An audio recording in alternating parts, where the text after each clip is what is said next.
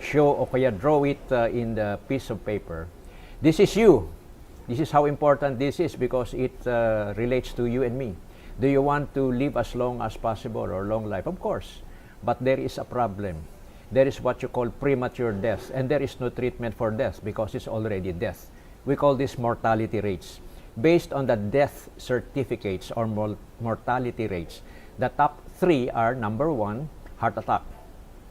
Number 2, stroke.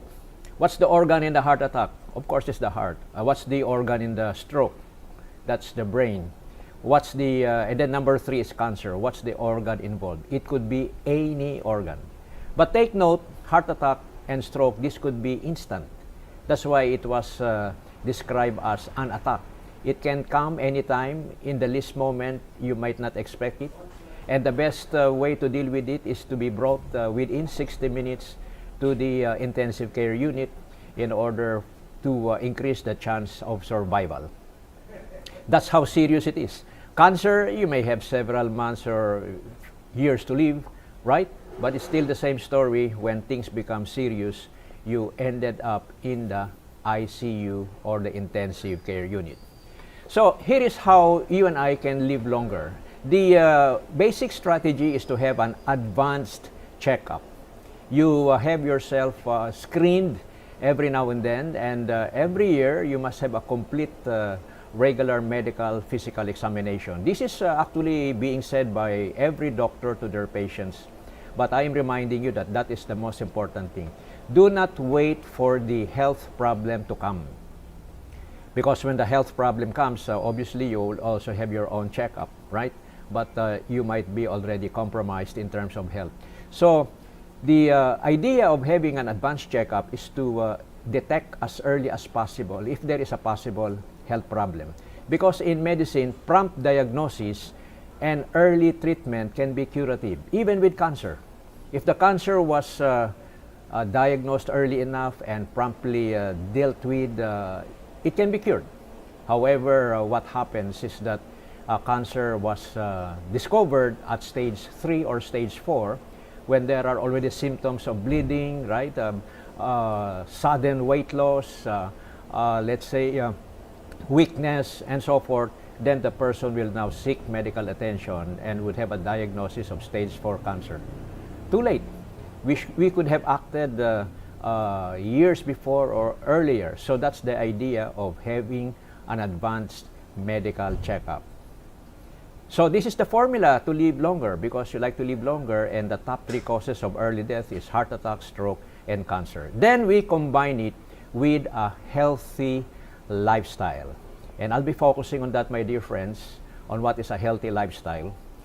And take notes and be ready to share it to others. The healthy lifestyle that we'll be talking in a few moments would guide you to experience health in 4 levels. The first level is physical health. The second level is emotional health.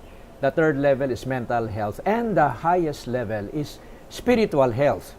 Oftentimes, the focus is only on physical health. And take note, that's only one of the levels of wellness.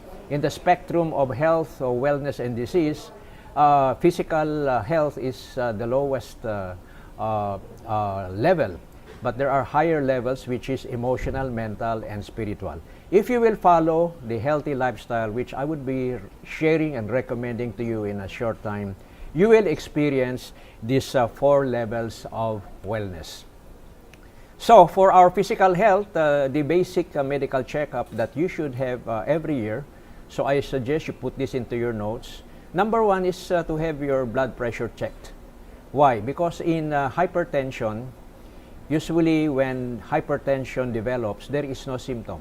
The only way to know is if you will have a blood pressure checkup. That's why it is a very dangerous factor. In fact, it's the number 1 risk factor for cardiovascular disease, specifically for stroke, right? So by having your blood pressure regularly checked, and if it's normal, then at least you can be confident you are moving away or trying to avoid a stroke. And number 2 is the ECG, electrocardiogram. This will at least see if there is a pathology in your heart. The earlier you know it, the better. Then the chest x-ray, this is to evaluate your lungs and correlate it with the lungs. And lipid profile is to evaluate your cholesterol level, because this is a common problem, because the foods that we usually take are rich in fats. And the common experience, therefore, is the elevation of our cholesterol or hyperlipidemia. And then, as you get older, type 2 diabetes may come into our life, because there is now decreased insulin production because the pancreas are aging. So you have to monitor your blood glucose, right? And then urinalysis is to immediately check, at least at the basic level, the status of your kidney. You get it, my dear friends? So be sure every year these parameters are done and they are normal. If there are findings, just coordinate with your doctor. And together with a healthy lifestyle, which we'll be discussing now, you have the best formula for better health. The lifestyle that we'll be discussing will contain these elements. Now, I made an acronym, an affirmation, where all you need to do is to memorize the affirmation as often as you can. And during your quiet moments, try to review every day, first thing in the morning, as often throughout the day, and before you sleep at night. How healthy was your lifestyle today? Or what are the elements? So I made the affirmation. It's easy. Daily, I am a new star. So you can see now in the slide, it's in color, right? Daily, I am a new star. So let's analyze it. When you say daily, it's every day. Don't think about the future. Don't think about the past. You can only change what you can have today. That's why the affirmation reminds you of the importance of health. Daily, I am. I am means the present moment. Because there is only one moment, my dear friends. It's only now. The future is yet to come. The past is already past. You cannot do anything about them. The future, you might end up being worried. The past, even though good or bad they were, you can no longer do anything about it. But the window period where there is at least something that you can do, it's in the now. Just focusing on doing things correctly in the present moment, and the past will take care of itself, and the future will also be brighter by just focusing on what you can do today. So, daily I am. That's the purpose of that first phrase. And then, a new star. These are the elements of a healthy lifestyle. Number one, attunement, that is trusting in God. Be sure that your mind is focused on the goodness of God. And God has three basic qualities. It's omnipotent. Omnipotent means He is all-powerful. Omniscient, that means He is all-knowing. And omnipresent, He is present all the time. Those are the basic qualities. So, when you start thinking on these ideas, automatically your mind is being attuned to God. So that is the first thing that you should have, because if you're attuned to God, He will guide you every moment of the day. So be sure you do this first thing in the morning when you wake up in the morning, and do it last thing before you sleep at night, and as often throughout the day. Just focus on God. You say, God, I love you. God, thank you for loving me. Or anything that you feel may remind you to God. You may be a Buddhist, a Muslim, a Christian, or even an agnostic, but still recognizing a supreme intelligence. Then simply connect. That's the attunement. And then, new, that's N-E-W. N is nutrition. And then E is exercise. W is water. So nutrition, the idea is to have a well-balanced meal. And we discussed in our previous broadcast, if you have a well-balanced meal, you generally do not need food supplementation. However, if your meal is not well prepared, you must take food supplementation. And food supplementation actually is focused on anything that you were not able to take on your regular diet. And one dietary supplement which I think you should take note is nucleotide supplementation, because generally they are low in amounts in our daily food intake, even though you have a well-balanced meal. Exercise, the best form of exercise is walking exercise, aerobic exercise, brisk walking at least 30 minutes every day. Water is very important because our body is composed of about 60 or 70% water.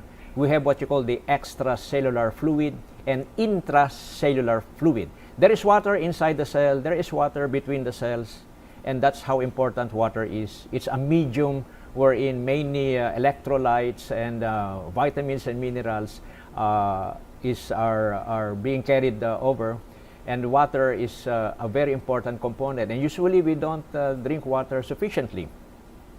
And then star, sunbathing, temper control, and air, that's the star. So sunbathing, I would suggest you do your sunbathing between sunrise to 9 o'clock in the morning, and from 4 o'clock to sunset in the afternoon. You expose your entire body to the sun for about 15 minutes, and research have shown that 15 minutes sunbathing exposure will already help generate vitamin D at 400 international units per day. And vitamin D, on research, is one of the most important vitamins that you must have every day. And the good news is when you do your sunbathing, you will get the adequate amounts needed by the body on a daily basis. But I would mention at the same time, especially during the first 5 minutes of sunrise, is to directly look at the sun, to let the sunbeam enter the body through the eyes, hit the optic chiasma, stimulate the hypothalamic apparatus and the pituitary gland, and then let that electrical energy be distributed to every part of your body. The second chance to do that is during sunrise. You look at the setting sun and you will notice, you will feel the electrifying, vivifying effect.